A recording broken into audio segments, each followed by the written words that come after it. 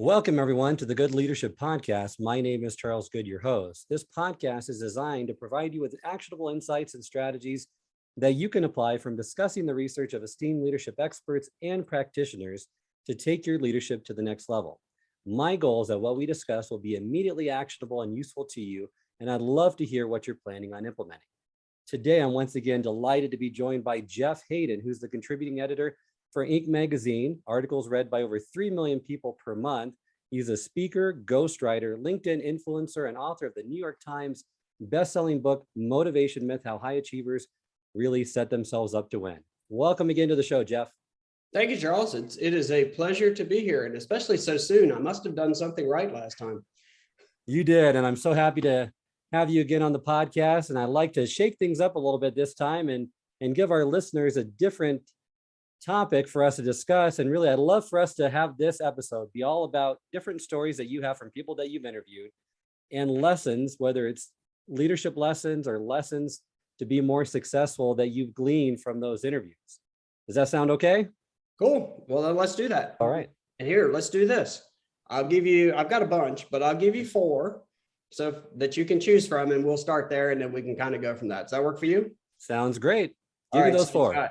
So you can have Mark Cuban, Richard Branson, Hugh Jackman, or let's go with Duff Mckagan, the bass player for Guns N' Roses. So you get to pick which one's first. Let's go with that's a tough choice. Let's go with Mark Cuban, the first one. Who'd you say? Mark Cuban. Let's Cuban. go with that Okay. So my Cuban story, it's been some years ago, and I was at an Inc. live event. It's called GrowCo, and I'm not even sure they do them anymore, but it was in Tennessee, Nashville, and Cuban was there, and he was not going to speak, but he was going to do a Q&A. And he told me backstage that he doesn't do like presentations. He'll only do Q&As because he feels it's more natural. Plus, he doesn't have to prepare. Also, he doesn't want to know the questions ahead of time because he'd rather react, which was interesting how that worked out because he got asked a question that his answer ended up going viral for a while. People can look that up if they want to. So anyway, there's different speakers through the day, and he came into the green room, and that was just like a holding area for people. So he's there. Papa John is there, who for some reason decided he needed 5 bodyguards. Don't ask why. He's there, and there's this young guy sitting outside who's kind of guarding, and I just used Dr. Evil air quotes. He's kind of guarding the door.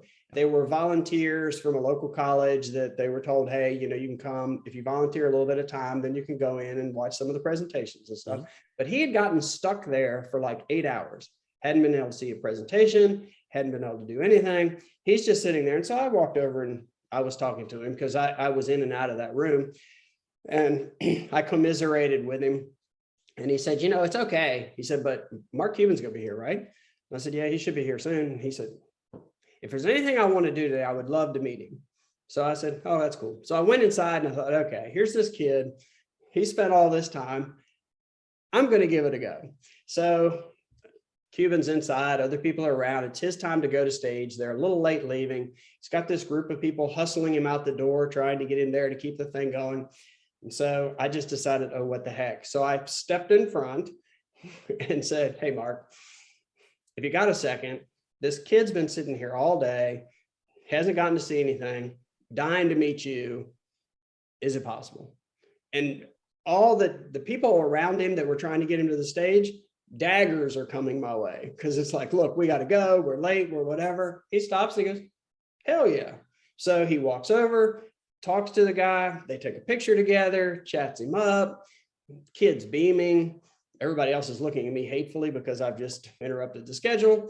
Shakes the guy's hand, heads off to the stage. So it's a simple little story. And my part of it is insignificant and irrelevant.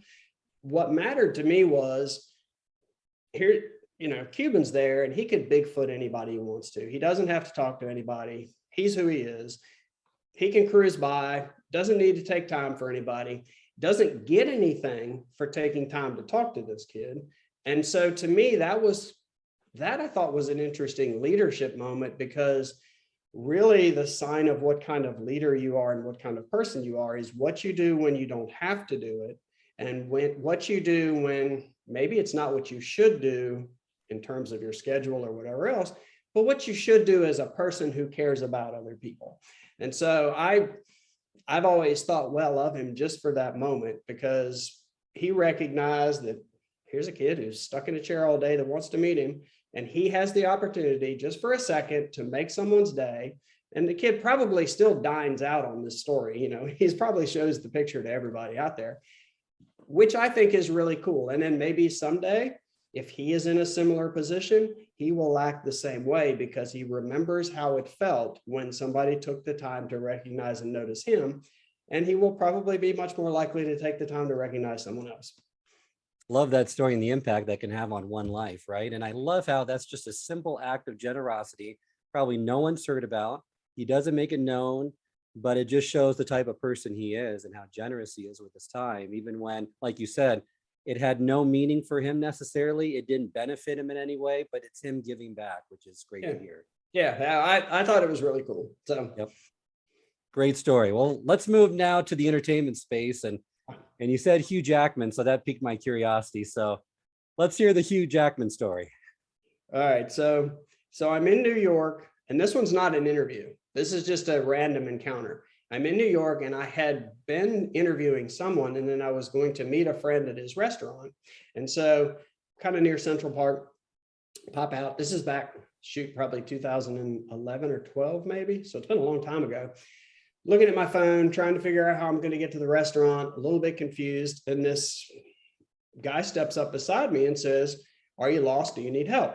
with an Australian accent. And I looked over and I thought, okay, it's Wolverine. So I didn't go, "Oh my gosh, you're Hugh Jackman, you're whatever else." Because, well, I'll talk about that in a second. But I just said, "Yeah, I'm going to Le Bernardin. Got to figure out how to get there." He goes, "Oh, that's a great restaurant." He talked about that. He asked me why I was in town because I had a briefcase with me so he could tell that I wasn't local. Chatted me up a little bit, really friendly. And he said, "Oh man, I'm taking too much of your time. Let's grab you a cab." So he puts out his hand, hails a cab. Those three claws didn't come out. So I was disappointed by that. And waved down the cab, stuck me in the cab, waved, went on his way.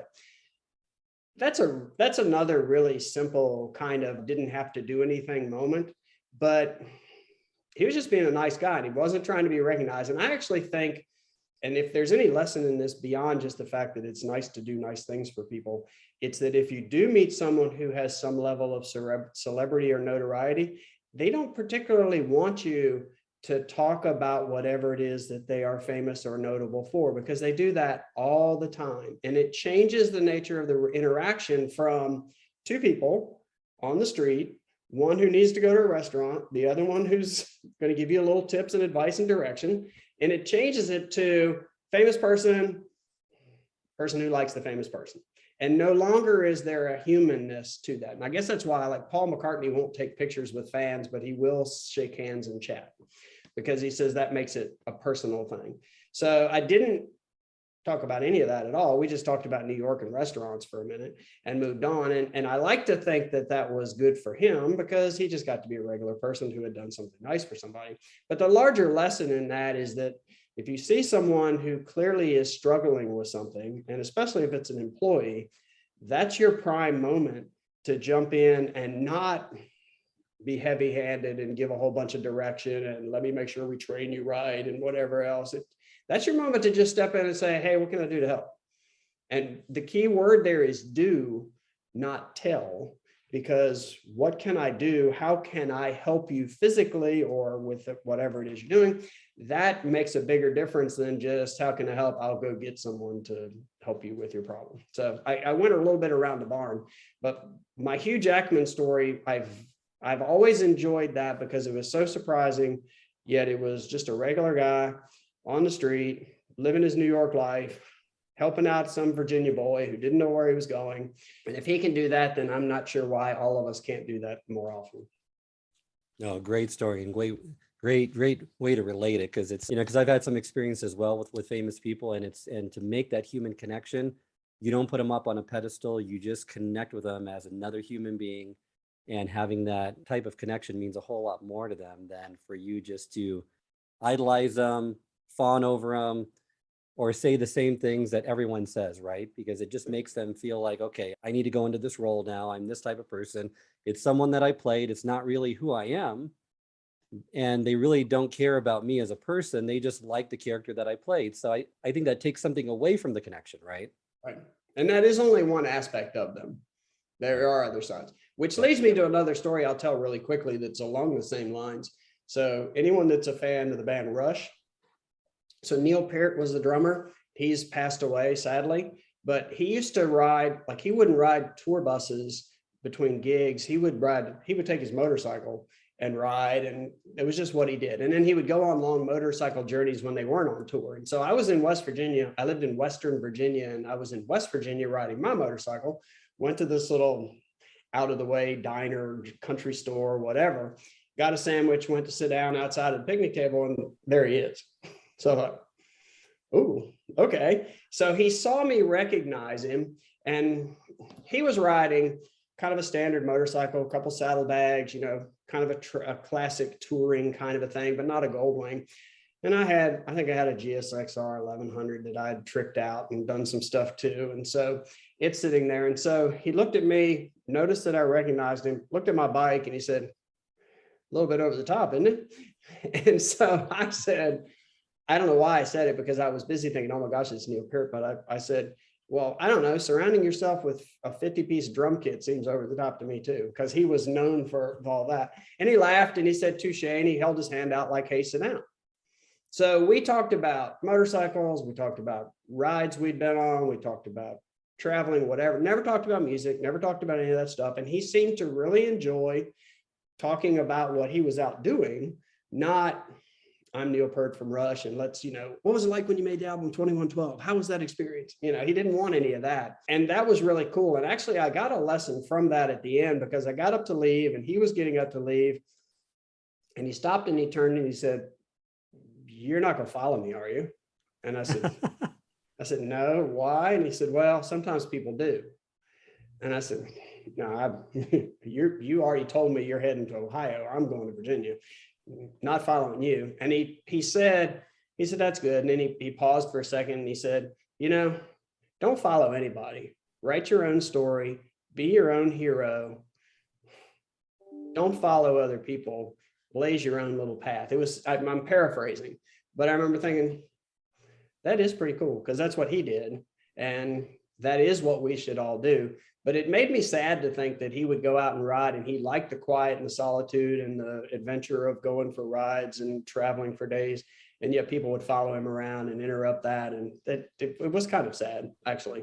I felt bad about that part of it, which is not the upbeat ending that you maybe were expecting. But the reality of it is, if you want an encounter with a famous person to last, don't talk about what it is that makes them famous. They're not interested, and they're not going to be interested in you. And that's also really true actually on a business level. Yep. Because I've run into people that have, they meet the CEO of the company and they decide that for that one moment, that's their chance to show that they're really smart and really advanced. And, so they ask questions that have more to do with, let me show you that I'm a smart person and I ask smart questions, as opposed to, I would really like the answer. And if it's not a setting where you're supposed to be asking questions, that person just wants to be a person. And then if they have a conversation with you, you might reveal the fact through the conversation naturally that you are a smart person, or that you do have ideas, or that you do whatever else it is. But yeah, don't talk about whatever it is that makes that person famous or notable if you want the conversation to last more than about 10 seconds. Great advice. And that's where I was going with a company, that when you have a chance to talk to the leader, whether it's a CEO of the company or someone that's in the top levels of the company, connect with them on an emotional level, get to know them, establish some rapport. Don't try to tell them how smart you are or how much you know. Usually that's just not going to come across the right way. And it's just better just to treat them as another human being that you want to try to make a connection with, and let it go at that, and don't try too hard, right? Yep. And the easiest thing to do is just ask for advice, but not some general, how can I get promoted? Right. Advice. If you know them well enough to know that they're notable in some fashion, then you should know enough about them to know that there's something they did that you could benefit from if they talked a little bit about how they did it, or why they did it, or how it felt, or anything else like that. And that's a great place to go. Couldn't agree with you more. Well, let's move then to one of my favorite bands, Guns N' Roses. Oh. So my Duff Mckagan story, I was interviewing Duff and somehow in the conversation, and it did turn into a conversation, which I really liked, but somehow in the conversation, I mentioned, we were talking about confidence and stage fright and all of that stuff. And somehow in there, I mentioned that I was going to do a TEDx talk later that year. And so he thought that was interesting. So we ended up spending 20 minutes talking about that process, which I remember thinking, all right, I already know kind of how this works. I'd rather talk about you, but that's okay. And so I got to the end and I said, or when we were wrapping that part of it up, I said, I'm kind of nervous about it because I do a lot of speaking, but you get your one shot. It's a very manufactured and managed process. You got the video, you got that stuff. They give you a speaking coach, whether you want one or not. They make you go over your stuff. There's prep time involved to it. So you don't just get to go out there and do your thing. And so I was a little nervous about that because I like to be prepared, but I also like a little bit of ability to kind of flow with what the audience gives you back. And that's not what they want you to do. In fact, this place had like a little carpets. It was a circular piece of carpet. You had to stay on the carpet because they had camera angles set up. And so like you could walk about a half a step. So it was all very artificial feeling. So because of that, I told him I was kind of nervous about it. And he said, why? And I said, well, you got the people that are taping it, you got the TEDx folks, you got whatever else. There's a lot of expectations there. And he said, you're thinking about it all wrong.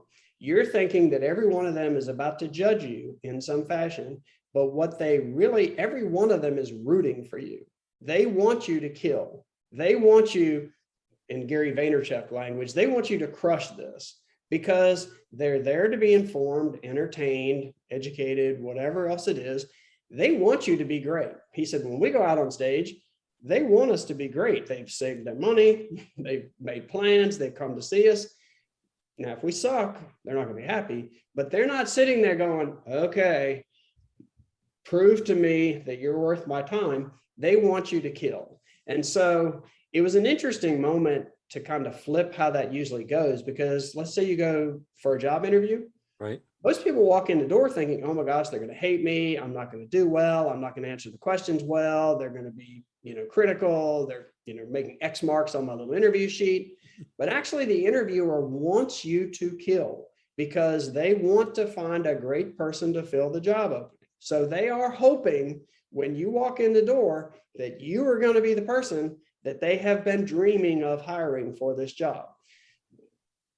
Go into a meeting. If you're leading the meeting, people aren't sitting there going, okay, prove to me that we should be here. They're hoping it will be a good meeting because nobody wants to be in a dull meeting. So most of the scenarios like that in your life where you're nervous because you're afraid that people will be critical or judgmental or something, they actually want you to kill. And so whenever you're in that spot, just flip it around and say, okay, they want me to do really well. All I have to do is go out and do that, which I found to be better. It was also really nice that the afternoon, and I didn't realize this was going to happen, but the afternoon when I was supposed to do it, I get a text and it's from him. And he says, remember, they want you to kill. And then he had talked about what he tells his daughters, where he says, when you're about to go do something, because a couple of them are musicians, remember, head up, chest out, you're a Mckagan. And so he said, head up, chest out, you're going to kill. And I thought that was actually really nice that he did that. But the whole idea of that people want you to do well flips that nervousness thing. I was still nervous, don't get me wrong, but it is kind of like, okay, I'm going in front of an audience. They want me to do really well, as opposed to, oh my gosh, I got to win them over, which is a whole nother approach entirely. That's a great story. And it's a great way to just change that perspective, right? And flip the frame so that you have more confidence going into it. I heard something from Mel Robbins not too long ago that she was just, when she started speaking and whatnot, she got so nervous on stage and she found a way to turn that nervous energy into excitement so that it just built the right type of emotion before she got on stage. So she didn't have all these anxietous feelings or feelings of inferiority. It was, okay, I'm really looking forward to this. I'm ready to kill this. And I love just what your story demonstrated as well. Let's change that perspective. And and give you the confidence, because that's probably what they are thinking. It's not a stretch to assume that. Right. And it's so much better coming from that standpoint, right, than it is from a standpoint of, okay, they're just waiting for me to slip up, just one thing, but so much pressure on your back when that's the case. That's interesting you say that, because Joey Logano, he's an NASCAR driver, and I was talking about pressure and expectation. And he said, the best way to look at this is pressure is a privilege. The fact that you are in a position where something is on the line, where the outcome is one that might be very great. When you are in a situation where you feel pressure, you should see it as a privilege, because that means you are about to do something important. And so that's kind of what you were saying, is that, all right, if I feel pressure, I should actually be excited, because if I work hard and prepare myself and do well, look what the outcome could be. Right. Instead of, oh my gosh, if I don't do well at this, then I lose this opportunity. So I really like the idea of pressure being a privilege. And if you don't have pressure occasionally, you're not stretching yourself, you're not pushing yourself, you're not putting yourself into a position where the outcome could be something really wonderful. You're just kind of cruising. So if you don't feel pressure, then, well, maybe you're not trying to do as much as you are capable of doing. I completely agree with you. And even when it comes to and kind of moving into that space where I see all the elite performers, especially in sports, because it's really a microcosm of life and it's such a central focus in our society. But the elite athletes, take, for example, the NBA, since the finals are going right now. When you look at a Michael Jordan, when you look at a Kobe Bryant, what separates them, the elite, the top that I see especially, is that they want the ball in the most critical moments. They look at it as an opportunity. The people below them that aren't at that level feel like, I don't want the ball in this pressure situation. I might screw up. They have a completely different perspective because they've put in the hours, the preparation, they're confident. They have that humble confidence that they just know that, okay, I want the ball. And even if I screw up, hey, give it to me. I'm going to do the best I can. And more times than not, I'm probably going to put us in a better position to win. That's another interesting point. I was talking to Daniel Ricciardo, the Formula One driver, earlier this week. And I was saying to him, what would be crushing for me is, he's on a team that they have hundreds of employees, hundreds of $1 million budgets. Think about the pyramid that is, and he's one of the two people at the very peak of the pyramid that sits in the car. And so if the beginning of the race, he goes into turn one and he crashes, there's a whole lot of people that are going, okay, we just spent a lot of money and a lot of time and you blew that for us. And that would paralyze me. And I asked him about that and how do you deal with that? And he said, part of it is he thought that partly self-selects people at that level, that if you can't get past that, then you're probably not going to ever be at that level, which is true because I will never be at that level. So fair enough.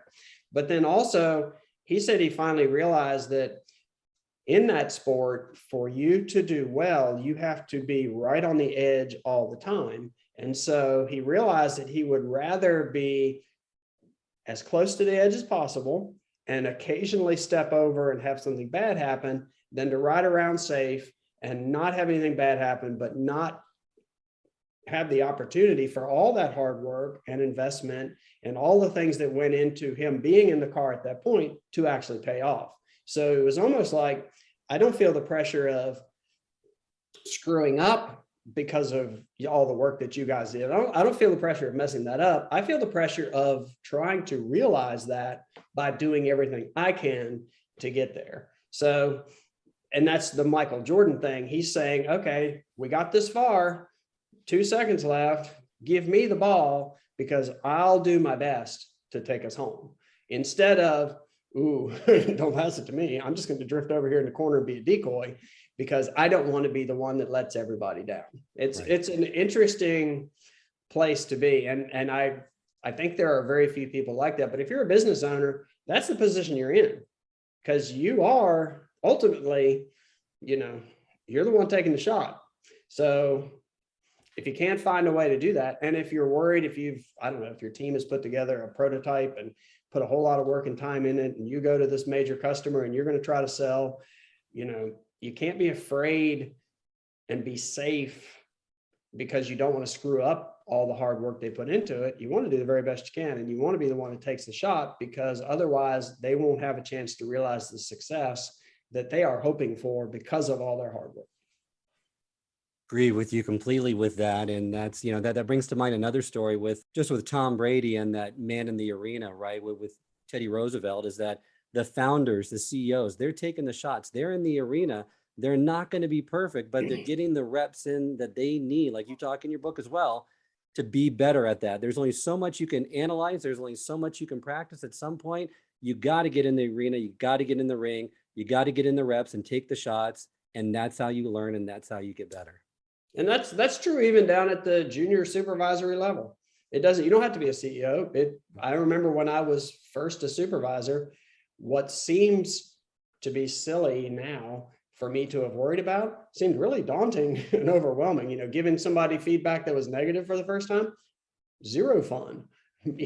And so, but it got better and it got easier because I was willing to say, all right, I know this is hard and I know it's probably not going to go that well this time, but I'm going to develop some skills that will make this better, and it will better serve the people that work for me. But it meant pushing myself past some comfort place. And that's the only way that you get anywhere. And not only that, but it's pushing consistently enough over time. I love the story that you tell in the book. I know we weren't planning on telling this, but with Kirk Hammett with Metallica, I mean, just a great story because he's reached the pinnacle. Metallica, you could argue, is one of the greatest, 80s bands of all time, sold the most albums. He's at the pinnacle, and yet he's not satisfied. He's always trying to get better. He's always trying to push himself and find ways to improve. And many times it's easier to get to the summit in whatever profession, field that you're in, so much more difficult to stay there because you get complacent. You start thinking more about, okay, it's all about me. Here's what I did. You don't look at all the extenuating or external circumstances that got you there.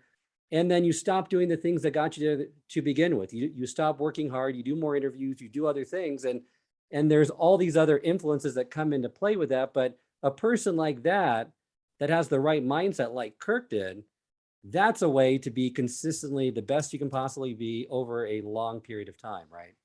It also depends on what your goals are. If his goal was to be a rock star, well, once you've got that, well, what work are you going to put into being a rock star? Because you're there. But his goal was to be a musician who got to play music with his friends. And so as their skills elevated and as their talent elevated, he had to also keep up, or else you get left behind. And so and he sees himself as a musician, not as a rock star, even though he is.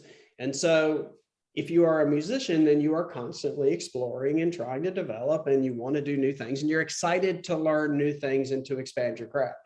So that to me is the difference between I want to be a supervisor, which means, I want the clipboard, I want the schedule, I want the stuff that I do, versus wanting to be a leader, which is a whole different way of looking at it and is a lifelong process, because nobody is ever as good a leader as they could be. But you can be a pretty good supervisor as long as you've got a few tools and processes and guidelines. You can be a supervisor and you can stay there forever and never develop.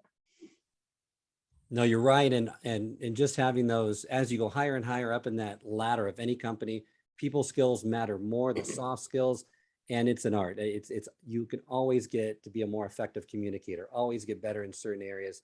There's never a ceiling, and that's that constant improvement mentality that really takes certain people to the top more often than not. Well, that's a good segue into my Richard Branson story. Let's hear it. All right. So I was in New York, and somebody had done a documentary about the time that he and another guy flew across the Atlantic Pacific in a hot air balloon all the way across. First time it had ever been done.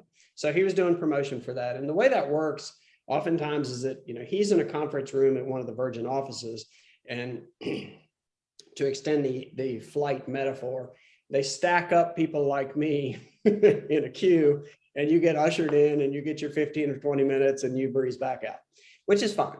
And so I was at the end of this period of a whole bunch of people. And so I walk in the room, and I knew he was tired, and I knew, he was kind of over it. And someone had just brought a sandwich in and set it down for him to eat, because he probably hadn't had a chance to eat. So I watched this little drama play out where, I sit down and I look at him. And so he's looking at me, he looks at me and he kind of glances over his sandwich, snaps back to me and kind of glances at his sandwich. And so I said, please, I know you haven't had a chance to eat. I won't eat my lunch during a job interview. So, I'm the last person to tell you that you can't do that. And he's like, oh no, I couldn't. And I said, no, seriously, please go ahead, have your lunch. Oh no, I couldn't. So we go back and forth for a while. And he finally says, the only way that I can eat is if you share this with me. So I was like, okay, fair enough. So Richard Branson gave me half a sandwich.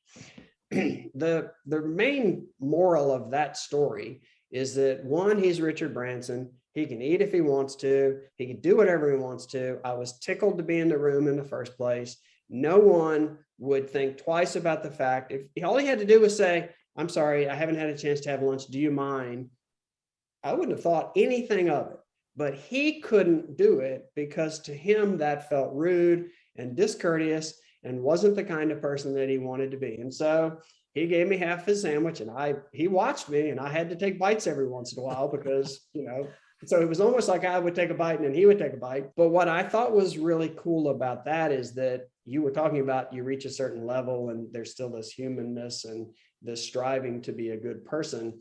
And he's who he is. He's a star. He's a starpreneur, if you want to call it that, if there is such a thing.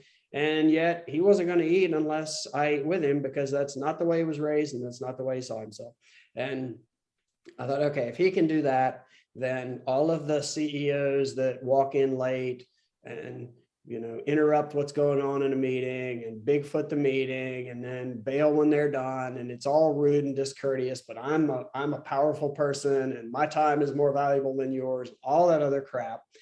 If Richard Branson can be human in a moment like that, well, then pretty much everybody ought to be able to be human in moments like that.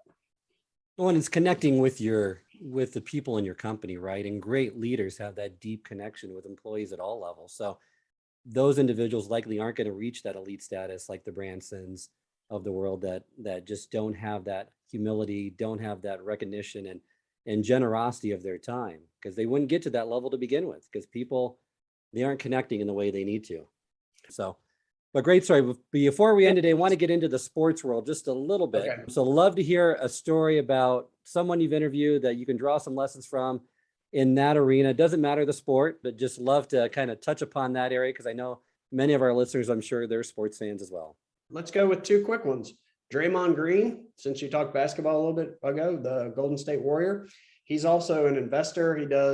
He owns a bunch of franchises. He does some early stage investing. He's part of a couple of investment funds. Not only is he really smart about it, unlike some people that I interview that have made their money in some other arena and decide to dabble in business, but his whole principle, which I really like, is that he truly takes the I want to be the dumbest person in the room seriously and actively. And so, like he says, I won't go to a meeting if I feel like I'm the smartest or one of the smartest people there, because there's nothing for me to learn. There's no insight I'm going to get from it. There's no perspective I'm going to get from it. I'm not going to be able to offer that to the other people there either. And so why would I do that? So he actively seeks situations where he knows that he will be the dumbest person. And I don't mean just in terms of IQ, but like, I don't know very much about this, or I don't know very much about that. And so I'm going to find people to be in the room that can teach me about that and educate me about that and elevate me so that I move along. And he said, it was hard because, if you're an NBA player with championships, people treat you a certain way. And so it's kind of hard actually to find yourself in situations where you could do that, because they will assume, or at least treat you as if you are a special, wonderful figure, which he is in basketball, but is trying to become in business and investing. And so I really like that. Well said, Jeff. And thank you again for being a part of this podcast. As we reach the end of this episode, love to just give a call to action to those listeners. We shared a lot of great stories, all have leadership lessons. Is there one or two lessons that you want to leave with our listeners that they can get started with that really kind of connect back to those stories? I don't know if it connects very well, but it just struck me, so I'm going to go with it. Great. And I guess it does connect back because a couple times I've been asked questions that surprised me by people. And typically I was surprised because I could tell that they were asking a question, but there was an unasked question behind it.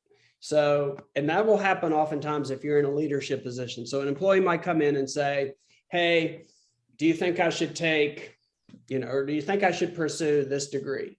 Or do you think I should try to get this training opportunity? They're asking that, but what they're really saying is, do you see me as someone who has promotion potential? And if I work hard, or if I take on extra responsibility, or if I gain some other skills, is that going to help me? That's the unasked question that's underneath it. And so if you think about your interactions with people on a daily basis, especially if you're in a leadership position or you're farther up the hierarchy, people will ask you a question, but oftentimes there's an unasked one behind it.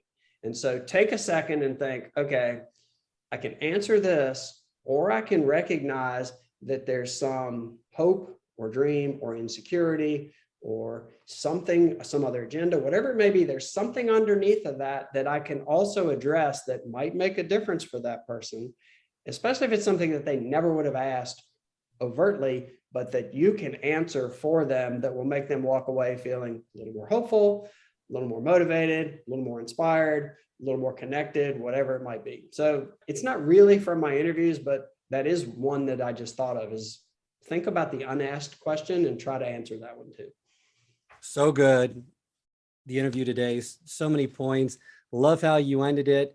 Go the extra mile, help them out, give them some hope, some confidence, some praise, appreciation. No one gets that enough. I've never heard of an employee say, I just am too appreciated at my job, or get too much praise. Find ways to do that, because we're so critical and judgmental a lot of the time and have this negative perspective that you would be amazed what more you can get out of your employees if you just adopt that mentality and mindset more. So thank you so much, Jeff, for being a part of another episode with me. You are welcome. It is my pleasure. Thank you. And this concludes this episode of the Good Leadership Podcast. If you like what you heard today, please share this episode with your colleagues, friends, and anyone else who might have found this valuable. If you'd like to subscribe, this podcast can be found both on Apple and Spotify, and can also be accessed on the Institute for Management Studies website at ims-online.com. And until next time, remember, it's not what you know, but what you do consistently that makes a difference.